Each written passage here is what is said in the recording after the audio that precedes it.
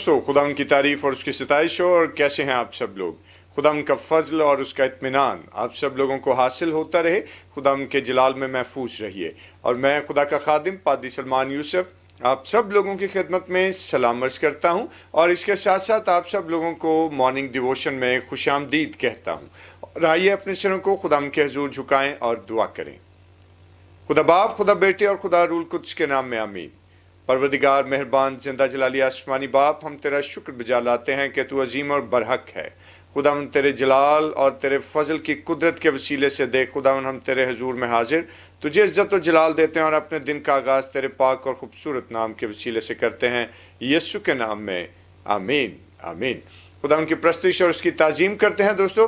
اور آج کے اس اچھے اور بہترین موقع جو خدا نے ہمیں عطا کیا ہے کہ ہم اس کی حضوری میں حاضر ہوں، اس کے نام کو مبارک کہیں. اور ہر وہ صبح ہماری زندگی میں یقیناً برکتوں اور فضل کی صبح کہلاتی ہے کہ جس کا آغاز خداوند کے بزرگ اور پاک نام کے وسیلے سے کیا جائے. اور آج ہمیں خداوند نے پھر سے ایک موقع بخشا کہ ہم خداوند کی حضوری میں آئیں، اس کے نام کو عزت و جلال دیں اور اسی کی مہما کا بیان کریں. اور آئیے مل کر خداوند کی تعریف اور اس کی ستائش کریں.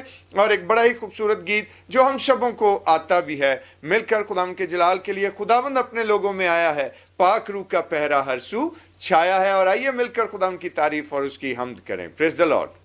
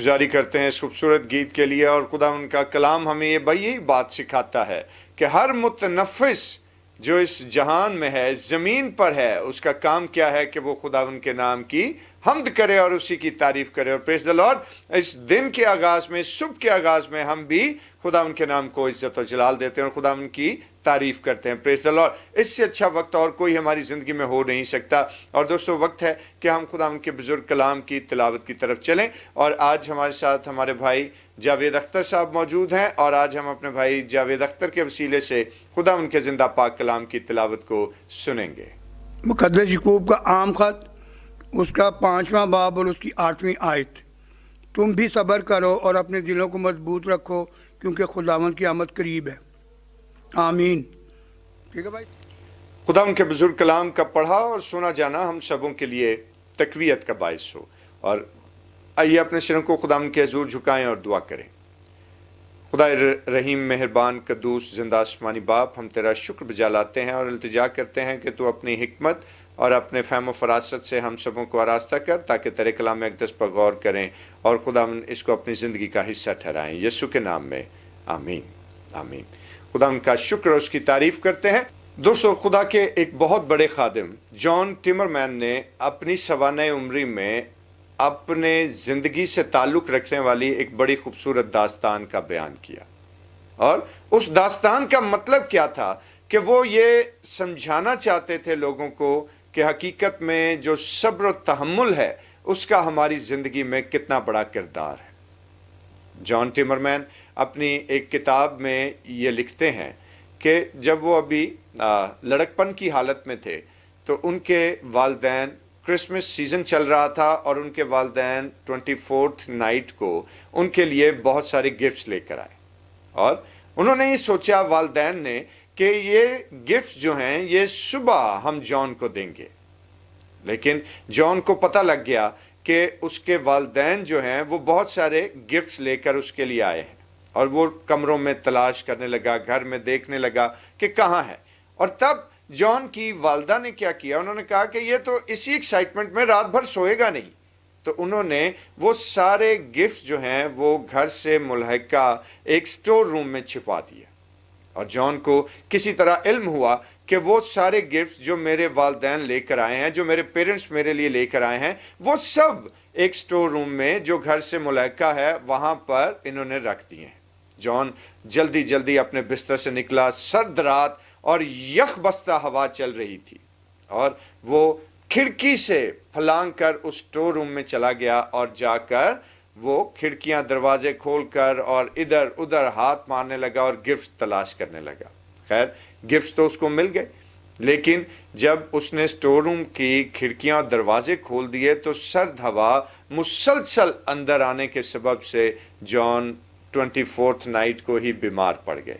اور بیمار ایسے ہوئے کہ نمونیا کا شکار ہو گئے. اور پھر سارا کرسمس جو ہے وہ بھی اسی طرح بیماری کی حالت میں, اور پھر نیو ایئر اور آگے کے دن بھی اسی طرح بیماری کی حالت میں گئے.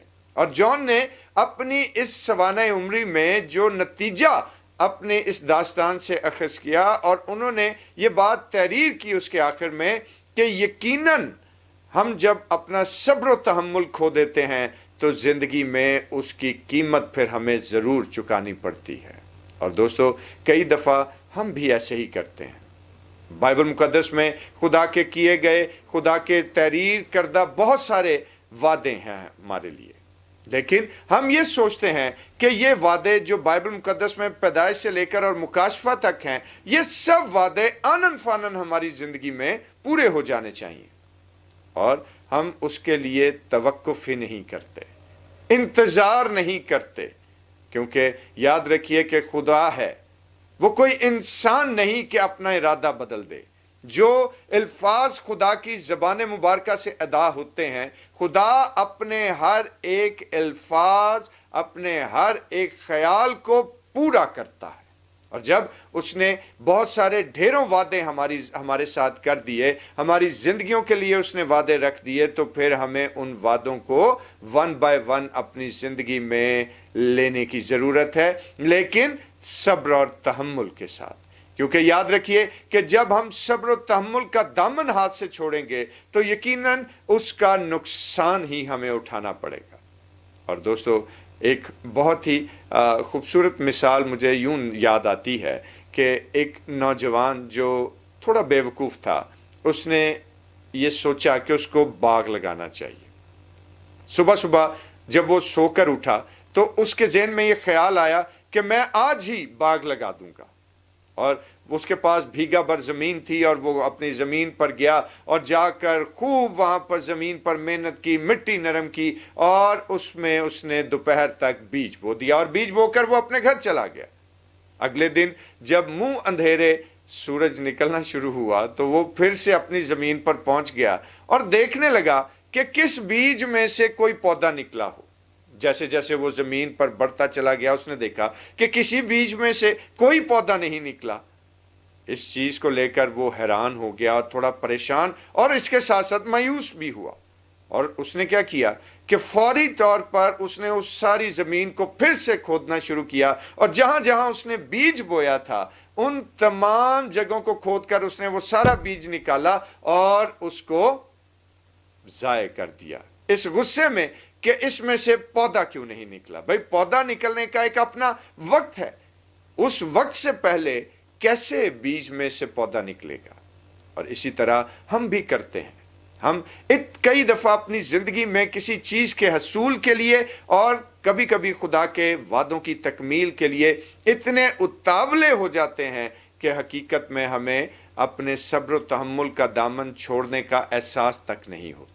लेकिन याद रखिए कि एक मकूला आपने ज़रूर सुना होगा कि सब्र एक ऐसी सवारी है जो अपने सवार को कभी गिरने नहीं देती। Praise the Lord. और दोस्तों, आज हम जिस वक्त खुदावंद के बुजुर्ग कलाम को इस हिस्से पर गौर करते हैं तो यहाँ हमें ये बात दिखाई देती है और इस चीज़ को हमें समझना चाहिए कि याद रखें कि वो खुदा है जो कहता है सो होता है। वो खुदा है, वो इंसान नहीं कि अपने इरादे और अपने वादों में फिर जाए, बल्कि जो उसने वादा हमसे किया वो जरूर हमारी जिंदगी में पूरा होगा। लेकिन हर एक वादे की तकमील का खुदा की निगाह में एक मुअय्यन वक्त जो है वो कायम है और उस मुअय्यन वक्त का हमें इंतजार करना है। और जिस तरह से मुकद्दस याकूब इस वर्ष में कहते हैं कि हमें खुदावंद यीशु मसीह की आमद के लिए खुद को तैयार करते रहने और उसकी आमद के लिए खुद को सब्र व तहम्मुल के साथ तैयार करते रहने की जरूरत है कि सब्र का दामन जो है वो हाथ से नहीं जाना चाहिए, क्योंकि खुदा का कलाम हमारे साथ ये वादा करता है यीशु मसीह के हवाले से कि उसका जल्द आना जरूर है और यकीनन वो जरूर उसकी आमद-ए-सानी जो है वो होगी। लेकिन आज हम उसकी आमद-ए-सानी के लिए खुद को तैयार कैसे करते हैं? क्या हम हकीकी मानों में सब्र और तहम्मुल के साथ उन तमाम प्रोटोकॉल्स को पूरा करते जा रहे हैं उसकी आमद की तैयारी के लिए कि जिनका बयान खुदा के कलाम में जा बजा मुख्तलिफ सहाइफ और मुख्तलिफ कुतब में हमें मिलता है? अगर हमने उन प्रोटोकॉल्स को अभी तक फॉलो नहीं किया और सिर्फ हमें यही जल्दी है कि वो आ जाए, वो यीशु की आमद-ए-सानी हो जाए और वो जल्द अज जल्द इस ज़मीन पर जाहिर हो जाए, तो फिर हमारे लिए मुश्किल हो जाएगा। लेकिन अगर हमने उसके इंतज़ार में सब्र व तहम्मुल की डोरी हाथ में थामे हुए उन तमाम प्रोटोकॉल्स को पूरा करने के लिए अपने आप को वक्फ किया हुआ है कि जो खुदा का कलाम हमें बताता है, तो दोस्तों याद रखिए कि फिर उसका अंजाम यकीनन भला है, उसका एंड जो है वो यकीनन हमारी जिंदगियों के लिए पॉजिटिव ही होगा।